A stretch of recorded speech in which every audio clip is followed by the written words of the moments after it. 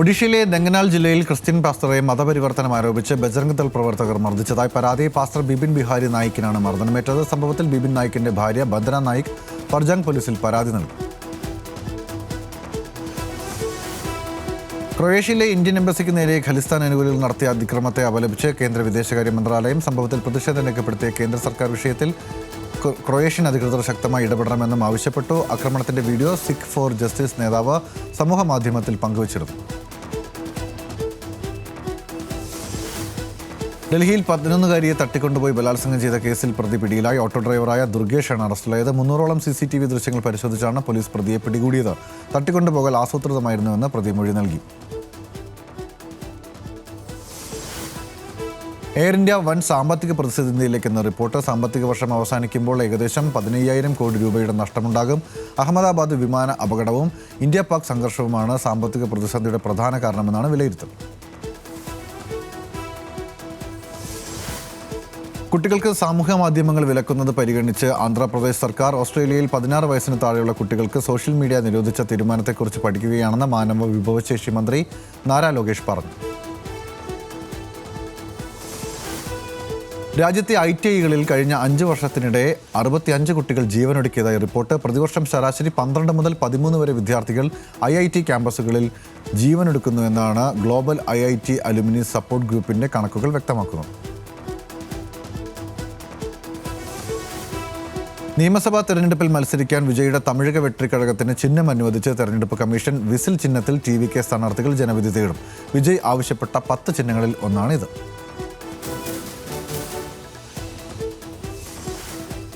ഛത്തീസ്ഗഡിൽ സ്റ്റീൽ പ്ലാന്റിലുണ്ടായ പൊട്ടിത്തെറിയിൽ 6 മരണം, നിരവധി പേർക്ക് പരിക്കേറ്റു. പതിവ് അറ്റകുറ്റപ്പണികൾക്കിടെ കൽക്കരി ബോയിലർ പൊട്ടിത്തെറിച്ചതായാണ് വിവരം. അപകട കാരണം വ്യക്തമായിട്ടില്ല. റഷ്യ യുക്രൈൻ സമാധാന ചർച്ച ഇന്നും നാളെയും UAEയിൽ. ആദ്യ ത്രിരാഷ്ട്ര ചർച്ചയിൽ പങ്കെടുക്കുന്നത് ഉദ്യോഗസ്ഥരാണ്. റഷ്യ വിട്ടുവീഴ്ചയ്ക്ക് തയ്യാറാകണമെന്ന് വ്ളാദിമിർ സെലൻസ്കി. ഇറാനിലേക്ക് അമേരിക്കയുടെ വൻ കപ്പൽപ്പട നീങ്ങുന്നുവെന്ന് ഡൊണാൾഡ് ട്രംപ്. ആവശ്യമെങ്കിൽ മാത്രം സൈനിക നടപടിയുണ്ടാകും. ടെഹ്റാനിലെ സ്ഥിതിഗതികൾ നിരീക്ഷിക്കുകയാണെന്നും ട്രംപ് വ്യക്തമാക്കി. ആഗോള സമാധാനത്തിനായി പുതിയ അന്താരാഷ്ട്ര സംഘടന രൂപീകരിച്ച ട്രംപ്. ബോർഡ് ഓഫ് പീസിന്റെ സ്ഥിരം മേധാവിയായി ട്രംപ്. 19 രാജ്യങ്ങൾ കരാറിൽ ഒപ്പുവെച്ചു.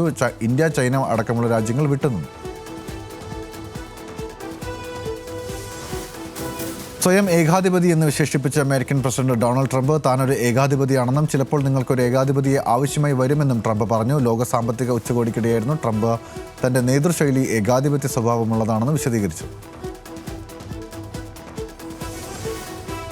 ലൈംഗിക കുറ്റവാളി ജെഫ്രി എപ്സ്റ്റീനെതിരായ കേസന്വേഷണവുമായി ബന്ധപ്പെട്ട സമൻസുകൾ അവഗണിച്ചതിൽ മുൻ US പ്രസിഡന്റ് ബിൽ ക്ലിന്റൺ, ഭാര്യ ഹിലരി ക്ലിന്റൺ എന്നിവർക്കെതിരെ US കോൺഗ്രഷണൽ പാനൽ. ഇരുവരും കോൺഗ്രസ് അലക്ഷ്യക്കുറ്റം ചെയ്തതായി പാനൽ വോട്ട് ചെയ്തു. ഓസ്ട്രേലിയയിലെ ന്യൂ സൗത്ത് വെയിൽസിലുണ്ടായ വെടിവയ്പിൽ 3 പേർ കൊല്ലപ്പെട്ടു. 2 സ്ത്രീകളും ഒരു പുരുഷനുമാണ് കൊല്ലപ്പെട്ടത്. കാർഗിലിഗോ തടാകത്തിന് സമീപമാണ് വെടിവയ്പുണ്ടായത്. പരിക്കേറ്റ ഒരാൾ ചികിത്സയിലാണ്. Chinese president Xi Jinping, Russian president Vladimir Putin എന്നിവരുമായി നല്ല ബന്ധമെന്ന് US പ്രസിഡന്റ് ഡൊണാൾഡ് ട്രംപ്. ഡാവോസിൽ നടക്കുന്ന ലോക സാമ്പത്തിക ഉച്ചകോടി വേദിയിലാണ് ട്രംപിന്റെ പ്രതികരണം. ആണവായുധമുണ്ടാക്കാൻ ശ്രമിച്ചാൽ ഇറാനെതിരെ നടപടിയുണ്ടാകുമെന്ന് US പ്രസിഡന്റ് ഡൊണാൾഡ് ട്രംപ്. നിലവിൽ അവർക്ക് അത് സാധ്യമല്ല. അതിനായി എത്ര ശ്രമിച്ചാലും സാധിക്കില്ല എന്നവർ മനസ്സിലാക്കുമെന്നും ട്രംപ് പറഞ്ഞു. ബംഗളൂരു കെമ്പഗൌഡ അന്താരാഷ്ട്ര വിമാനത്താവളത്തിലെ കൊറിയൻ യുവതിക്ക് നേരെ ലൈംഗിക അതിക്രമം. യുവതിയുടെ പരാതിയിൽ ഗ്രൗണ്ട് സ്റ്റാഫ് മുഹമ്മദ് അഫാനെ പോലീസ് അറസ്റ്റ് ചെയ്തു. പ്രത്യേക ദേഹപരിശോധനയ്ക്ക് നിർബന്ധിക്കുകയായിരുന്നുവെന്നാണ് പരാതി. ബംഗ്ലാദേശ് തെരഞ്ഞെടുപ്പ് ചൂടിലേക്ക്. തെരഞ്ഞെടുപ്പ് പ്രചാരണങ്ങൾക്ക് തുടക്കമായി. 2024 ഷെയ്ഖ് ഹസീനയുടെ ഭരണം അട്ടിമറിച്ച ശേഷമുള്ള ആദ്യ പൊതു തെരഞ്ഞെടുപ്പാണ് വരാനിരിക്കുന്നത്. പാകിസ്ഥാനിലെ കറാച്ചിയിലെ ഗുൽ പ്ലാസ മാളിലുണ്ടായ തീപിടുത്തത്തിൽ മരണം 67ആയി. ഇനിയും മരണസംഖ്യ ഉയരാമെന്ന് അധികൃതർ അറിയിച്ചു. രക്ഷാപ്രവർത്തനം പുരോഗമിക്കുകയാണെന്നും അധികൃതർ വ്യക്തമാക്കി. എമിറേറ്റിനെ ആരോഗ്യ നഗരമായി മാറ്റുന്നതിന് പുതിയ പദ്ധതികളൊരുക്കി ഷാർജ. ആരോഗ്യ പ്രതിസന്ധികൾ, എമിറേറ്റിലെ മറ്റ് അടിയന്തര സാഹചര്യങ്ങൾ എന്നിവ വിവിധ സർക്കാർ വകുപ്പുകളുമായി ഏകോപിപ്പിച്ചുകൊണ്ട് പരിഹരിക്കുകയാണ് ലക്ഷ്യം. കഴിഞ്ഞ വർഷം ഷാർജ അന്താരാഷ്ട്ര വിമാനത്താവളം 1.94 കോടി യാത്രക്കാർക്ക് സേവനങ്ങൾ നൽകിയതായി അധികൃതർ. മുൻ വർഷങ്ങളെ അപേക്ഷിച്ച് 13.9% വളർച്ചാ നിരക്കാണ് കഴിഞ്ഞ മാസ അവസാനത്തോടെ കൈവരിച്ചതെന്നാണ് റിപ്പോർട്ട്. ടൂർ ഓഫ് ഒമാൻ 15ാം പതിപ്പിന്റെ വിശദാംശങ്ങൾ സാംസ്കാരിക കായിക യുവജനകാര്യ മന്ത്രാലയം പ്രഖ്യാപിച്ചു. ഫെബ്രുവരി 6 നടക്കുന്ന സൈക്ലിംഗ് മത്സരത്തിൽ 18 അന്താരാഷ്ട്ര ടീമുകൾ പങ്കെടുക്കും. 2010 ആരംഭിച്ച ടൂർ ഓഫ് ഒമാൻ ഇന്ന് ലോകത്തിലെ പ്രമുഖ സൈക്ലിംഗ് മത്സരങ്ങളിൽ ഒന്നാണ്. ബഹ്റൈൻ്റെ വിവിധ ഭാഗങ്ങളിൽ ശക്തമായ കാറ്റ് വീശുന്നതായി കാലാവസ്ഥാ നിരീക്ഷണ കേന്ദ്രം. വരും ദിവസങ്ങളിൽ പ്രവചിക്കപ്പെട്ടിരിക്കുന്ന കടുത്ത തണുപ്പിന് മുന്നോടിയായാണ് ഈ മാറ്റമെന്ന് അധികൃതർ വ്യക്തമാക്കി. കിങ് ഫഹദ് കോസ്വേയിലാണ് ഏറ്റവും ശക്തമായ കാറ്റ് അനുഭവപ്പെടുന്നത്. സൗദിയിൽ റമദാന് മുന്നോടിയായി പള്ളികൾക്ക് പുതിയ മാർഗനിർദ്ദേശങ്ങൾ നൽകി ഇസ്ലാമിക് കാര്യ മന്ത്രാലയം. വിശ്വാസികൾക്ക് സുരക്ഷിതവും ആത്മീയവുമായ അന്തരീക്ഷം ഒരുക്കുന്നതിൻ്റെ ഭാഗമായാണ് സർക്കുലർ നൽകിയത്. പള്ളി പരിസരങ്ങളിൽ യാചനയ്ക്ക് കർശന വിലക്കേർപ്പെടുത്തിയിട്ടുണ്ട്.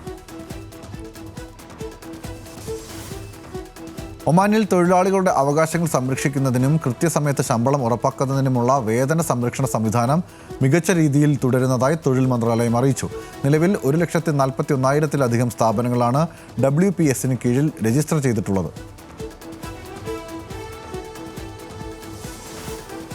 നിസാൻ മോട്ടോർ ഇന്ത്യ മാഗ്നൈറ്റിന് ശേഷം പുതിയ മിഡ് സൈസ് SUV ടെക്ടൺ പുറത്തിറക്കാൻ ഒരുങ്ങുന്നു. വരാനിരിക്കുന്ന റെനോ ഡസ്റ്ററിൻ്റെ പ്ലാറ്റ്ഫോം പങ്കിടുന്ന ഈ വാഹനത്തിന് കരുത്തുറ്റ ഡിസൈനും പനോരമിക് സൺറൂഫ്, അഡാസ് പോലുള്ള ആധുനിക ഫീച്ചറുകളും ഉണ്ടാകുമെന്നാണ് റിപ്പോർട്ട്.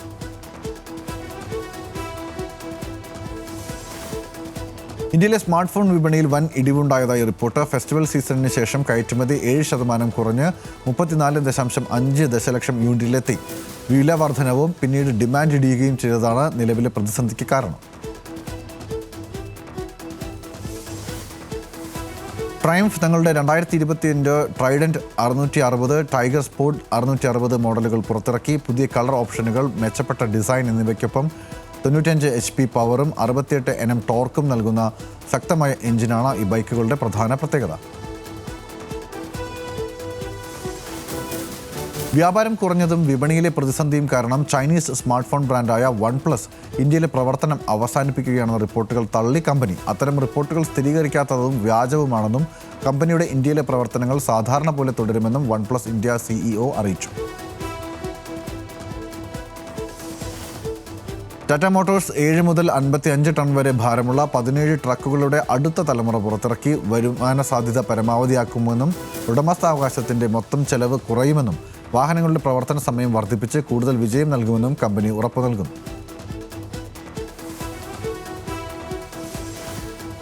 ഇന്ത്യൻ വിപണിയിൽ പ്രീമിയം ഫുൾ സൈസ് SUV സെഗ്മെന്റിൽ പുതിയ മോഡലിനെ അവതരിപ്പിക്കാൻ MG motor. JSW MG motor India Majestor SUVയുടെ ലോഞ്ച് 2026 ഫെബ്രുവരിയിൽ ഉണ്ടാകുമെന്നാണ് റിപ്പോർട്ടുകൾ.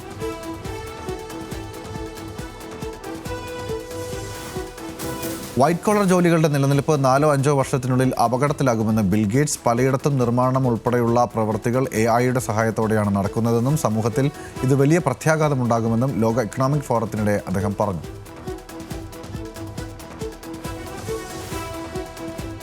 ഷവോമി തങ്ങളുടെ പുതിയ ഇലക്ട്രിക് സ്കൂട്ടർ 6 ലൈറ്റ് ആഗോള വിപണിയിൽ അവതരിപ്പിച്ചു. 25 കിലോമീറ്റർ റേഞ്ചും മണിക്കൂറിൽ 25 കിലോമീറ്റർ വേഗതയുമുള്ള ഭാരം കുറഞ്ഞ സ്കൂട്ടർ ദൈനംദിന നഗരയാത്രകൾക്ക് അനുയോജ്യമായ ഫീച്ചറുകളോടെയാണ് വരുന്നത്. ഔദ്യോഗിക വില വിശദാംശങ്ങൾ ഇതുവരെ വെളിപ്പെടുത്തിയിട്ടില്ല. ജീപ്പ് ഇന്ത്യ മെറിഡിയൻ കോമ്പസ് മോഡലുകൾക്കായി ജീപ്പ് കോൺഫിഡൻസ് 7 എന്ന പുതിയ പ്രീമിയം ഉടമസ്ഥാവകാശ പദ്ധതി ആരംഭിച്ചു. 7 വർഷത്തെ വിപുലീകൃത വാറണ്ടി, അറ്റകുറ്റപ്പണി പാക്കേജ്, ഗ്യാരണ്ടീസ് ബൈബാക്ക് സൗകര്യം എന്നിവ ഈ പദ്ധതി വാഗ്ദാനം ചെയ്യും.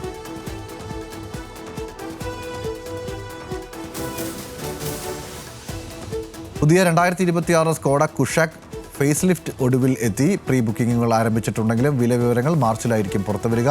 മെച്ചപ്പെടുത്തിയ സ്റ്റൈലിംഗ്, പുതിയ ഫീച്ചറുകൾ, 8 സ്പീഡ് ഓട്ടോമാറ്റിക് ഗിയർ ബോക്സ് എന്നിവയാണ് പ്രധാന പ്രത്യേകത.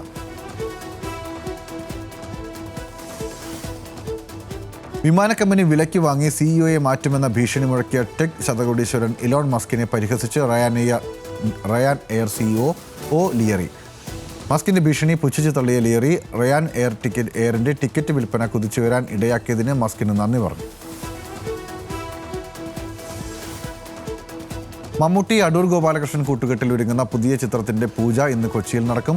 അമ്പലമുകളിൽ രാവിലെ 10:30 പൂജ നടക്കുക. ചടങ്ങിൽ സിനിമയുടെ പേരും പ്രഖ്യാപിക്കും. 32 വർഷങ്ങൾക്ക് ശേഷമാണ് ഇരുവരും ഒരുമിച്ച് സിനിമയൊരുങ്ങുന്നത്. സിനിമാ ജീവിതത്തിലെ പരാജയത്തിന്റെ നാളുകളെയും അഭിനയത്തിൽ ഇടവേള വന്നതിനെക്കുറിച്ചും തുറന്നു പറഞ്ഞ നടൻ ജയറാം 2-3 ചിത്രങ്ങൾ വിജയിച്ചു കഴിഞ്ഞാൽ 2-3 ചിത്രങ്ങൾ പരാജയപ്പെടും. വീണ്ടും കഷ്ടപ്പെട്ട് വിജയത്തിലെത്തുമെന്നും ജയറാം ഒരു തമിഴ് പോഡ്കാസ്റ്റ് ഷോയിൽ പറഞ്ഞു.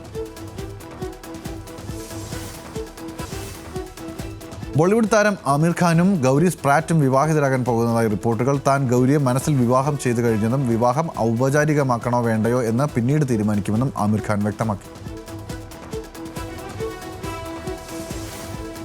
ഇൻസ്റ്റഗ്രാം, ടിക്ടോക്ക് തുടങ്ങിയ സോഷ്യൽ മീഡിയ ആപ്പുകൾക്ക് സമാനമായി വെർട്ടിക്കൽ വീഡിയോ ഫോർമാറ്റ് പരീക്ഷിക്കാൻ നെറ്റ്ഫ്ലിക്സ്. കാഴ്ചക്കാരെ കൂടുതൽ സമയം പിടിച്ചെടുത്തുക എന്നതാണ് ലക്ഷ്യം. പോഡ്കാസ്റ്റ് ഉൾപ്പെടെയുള്ളവ വെർട്ടിക്കൽ ഫോർമാറ്റിലേക്ക് മാറ്റാനാണ് തീരുമാനം.